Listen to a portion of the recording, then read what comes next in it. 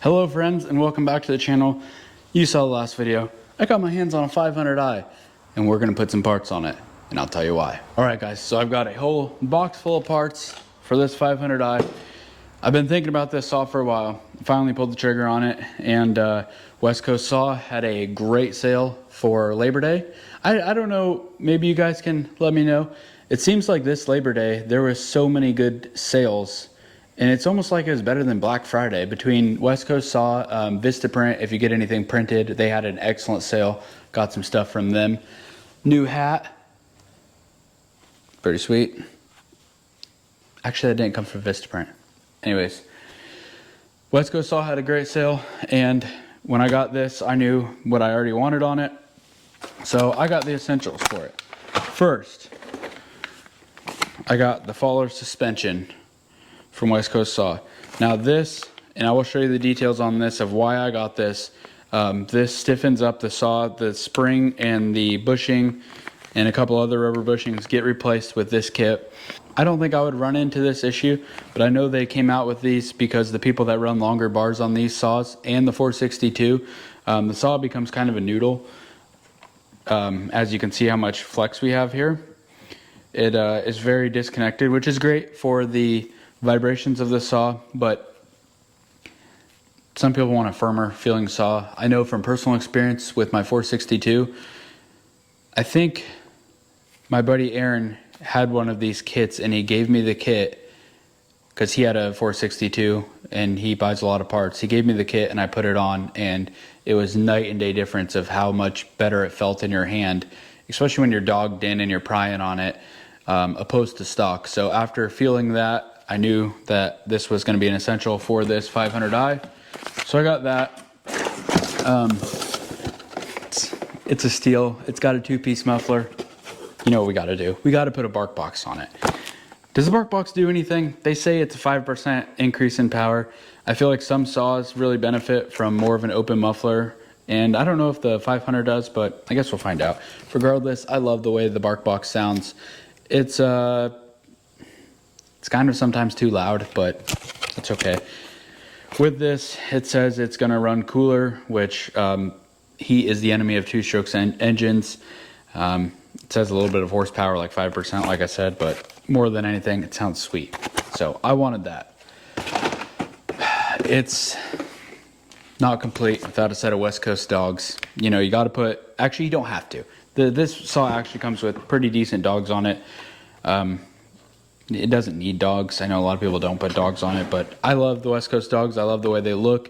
I love being able to dog in. And actually, I've got a project coming up where I'm going to be cutting a lot of shag bark hickory, and the dogs are definitely a benefit on that, because that loose hickory bark on it, if you're cutting big stuff and you want to dog into it and lean into it a little bit, the stock dogs kind of leave a little bit to be desired. So I got the dogs. And last but not least, I got a clutch cover. Now, I don't know if the clutch cover is necessary. It's kind of a catch-22. It's one of those things that it just looks sweet. I like customizing things. I like personalizing. So that's why I chose to get it.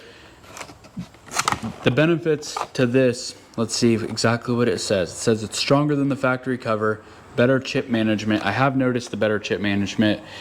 The factory cover is small. It doesn't go down as far. It's not cut out as much. It does get plugged up more, I think. So I like that. I will show you the difference when it's on, but it's got a nice chip deflector. This rubber piece, it goes on the bottom here, so it's not spraying necessarily back on you. It's kind of pointing it down. So I like that, but like I said, I just like the way it looks. So that's why we did it. And that is all I got. I also got a chain catcher, some hardware. I really do like how how West Coast, they offer this OEM STIHL stuff rather than, you know, shipping a product and not having the right hardware for it. You just add this on to your purchase. And it's not like they have an outrageous price on it. I think the chain catcher and hardware is like 10 bucks or something. So highly recommend West Coast Saw if you're needing products like this. So let's get this put on, and I'll show you the finished product. I will also, before we start, I will see if I can show you the difference in flexibility with this cover on, or with the stock suspension versus the Feller suspension, and I don't know if I'm gonna be able to, but we'll try. All right, so here's the saw, and we're gonna replace the spring in here. There's a big bushing somewhere down in here. There's a bushing here and a bushing somewhere in here. This is how flexible it is stock, and I don't have a bar on it, so if I had a bar, I could pry on it even more. But here is the flexibility of it. And I know, like, the whole point in this is when you have a big bar and you're dogging on it of how much it moves. So I don't have the big bar on it, but that's okay. But you can see the movement of it. It is quite loose, and I know with a bar on it, it's really even more of a noodle. So first I'm gonna get this suspension on here, and I'll show you right now of how tight it gets. So we replaced the spring. This is the bushing that we changed. This is the new one.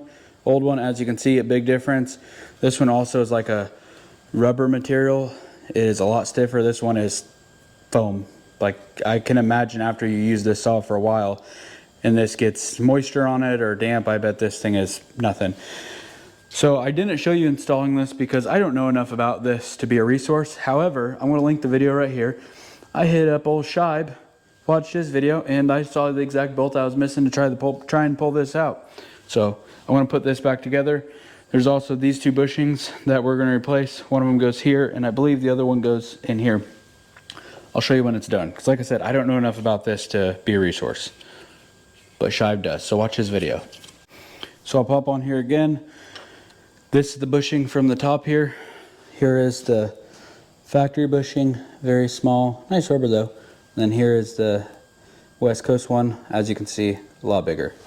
I'm gonna put that in. All right, I've got it put back together. Again, check out Shibe's video if you wanna know how to do it. Let's see how stiff it is. Yeah, it's significantly better. I don't know if the camera will do it justice.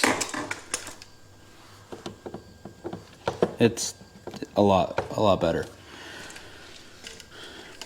So next up, while I'm in here, I'm also going to change this because I've got them and I think they will work.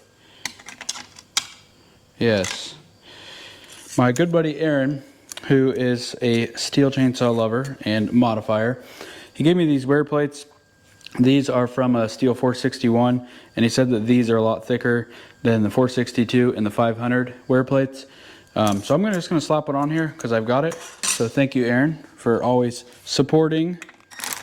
And you're probably going to buy one of these next, aren't you? Let's put this on here. Oh my gosh. So if you can see, this is the factory STIHL one. It's very thin. Let's see. Yeah, this is like chintzy as heck. Here's the 461. A lot thicker, a lot less bend. So maybe the camera will be able to see.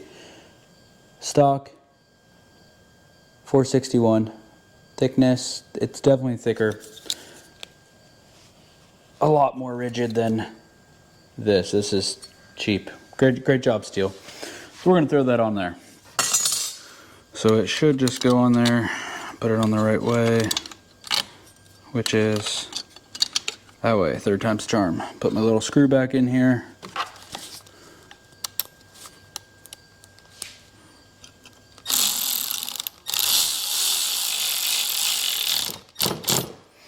Eventually I will have to put the other one that Aaron donated to the cause. I'll have to put it on my 462, but it's up there now. And does that part make a huge difference? No, it doesn't, but it's one of those things, eventually it'll wear out, and while I'm here I might as well throw this better one on there. So that's done. Continue on with the mods. So next I'm going to put the bark box on, and this is very simple and straightforward.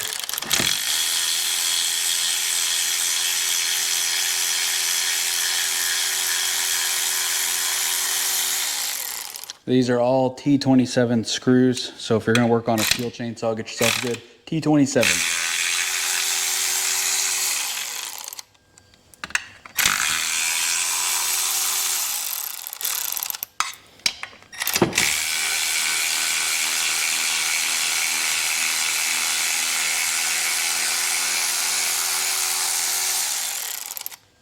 Got the muffler off, stock muffler cover, West Coast bark box. Now all this does is it allows another exhaust port to come out. Well, it comes out the side instead of just using the tiny factory one. And that's pretty cool. I didn't know this. In this you can remove the spark arrestor too. I guess I should have known that, but that's a pretty cool feature. This does have some gasket material on it, which because this is brand new, I'm gonna attempt to pull this gasket off. Oh yeah. I don't know if you need the gasket, but I figured it can't hurt, so we'll use the gasket.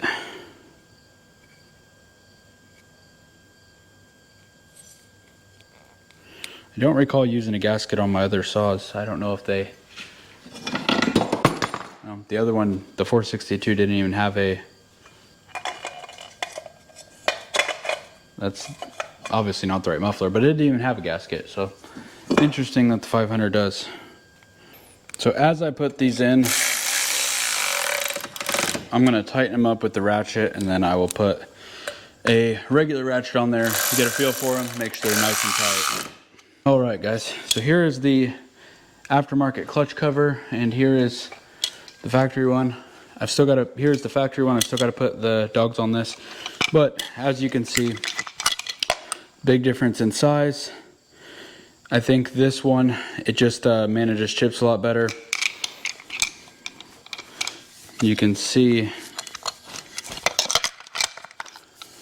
in this, I think, how much more room there is where the chain slides through.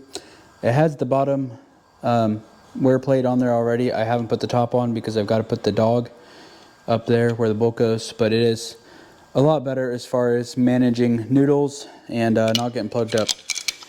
Also, just looks sweet. So yeah, big difference. Let's put the dogs on it.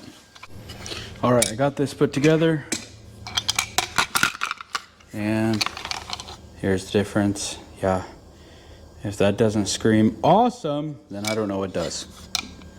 Is it necessary? No, probably not, but it looks sweet, so we put it on. Let's get a bar on this thing and see how she looks. All right, so it is all done. Got the bark box on, clutch cover, dogs. I did have to rob the bar off of the 462 because when they shipped the saw, they shipped it with a heavy bar, even though I ordered the light package. So I got a bar coming for it. I'm gonna swap it out. But at least I got a bar on there now. I can run it because, you know, I'm itching to run this thing. But anyways, guys, that'll do it. I'm gonna get some gas through this thing, get some initial thoughts, and we'll do a video on it. But for now, that is it. This is what I consider basic mods for a 500. You don't need all of them, but I would say you need the suspension, and you know what? You don't need any of it. Just, you do what you want to do. Thanks for watching. I hope you enjoyed it. I appreciate everyone that watches, comments. I hope you were looking forward to seeing this thing tested up against some competition. And I hope I really enjoy this saw. But anyways, we'll see you next time. Have a good one.